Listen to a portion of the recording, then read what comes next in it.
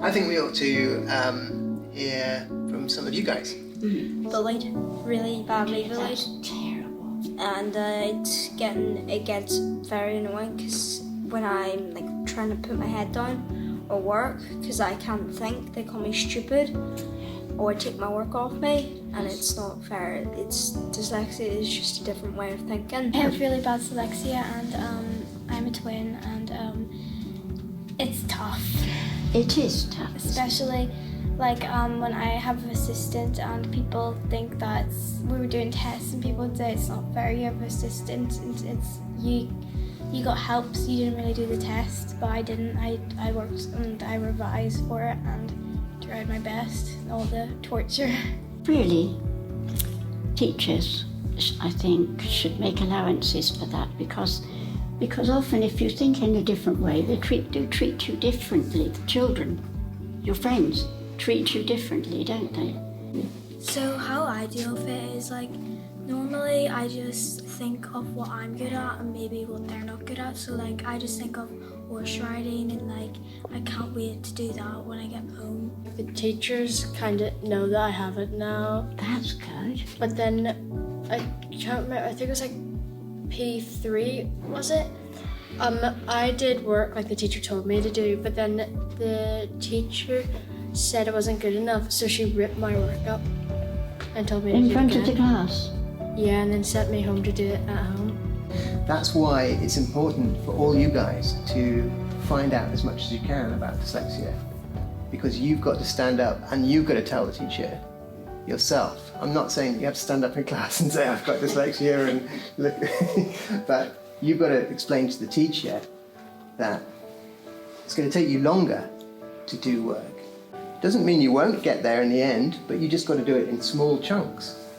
So there's all sorts of things you've got to learn yourself, and then you've got to become what they call a self-advocate. You've got to be able to, almost like a lawyer or something, go up there and tell them what they need to know about your difficulties. And if you can be brave enough to say that you have dyslexia, that's the first step. So we had to write an essay or something, and I was taking really slowly, and he shouted at me of doing it really slow, and he didn't realise I had dyslexia, but he kept on shouting at me, and it made me upset. My teacher told us to copy down notes and write it down and all, and then my mum said I need longer to write down notes and all. She pulled me in front of the class and said to the whole class, and like, why did you call your mum call and all that? And then How does that make you feel? awful. And then a couple times it's like we had to read something and present it up in the class, and I couldn't read one thing. And then she shouted, "You obviously can't read, so sit down." With some of the children that I've taught, it's things like, at the end of a lesson, a teacher will say, and here's your homework, copy your homework down and write it on the board, and you haven't got time. And you panic and you think, oh, I can't get it all down. And in fact, when Mike was younger, at that sort of stage, I used to phone other mums to find out what the homework was. So now, when I'm teaching children, I say to them, you speak to the teacher and say, I can't get down my homework, so please may I take a photograph. I don't know, when you find something difficult to do, no one likes doing things they're not very good at.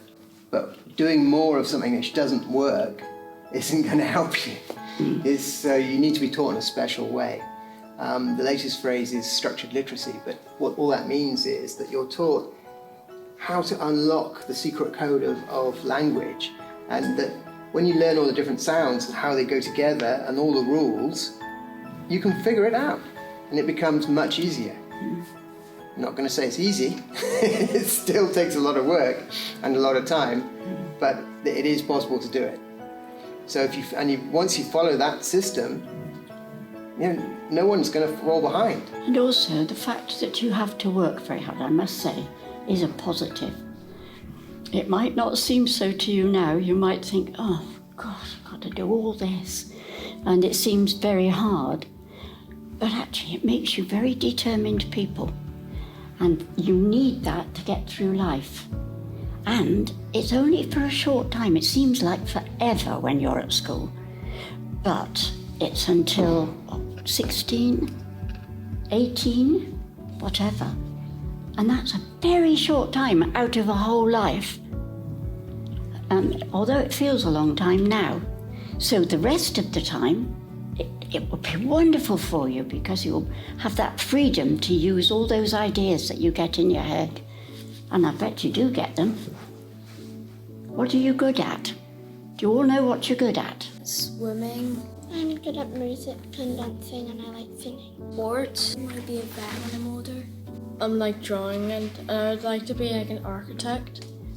There you are. Now, lots and lots of people who are dyslexic become architects and engineers, all those sorts of things that aren't praised too much at school.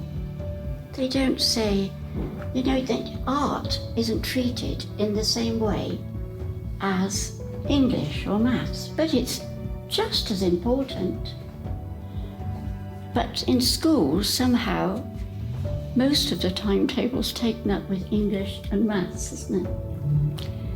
So if you all see other children you know having trouble at school reading and writing, you might think to yourself, they might have dyslexia and might not know it.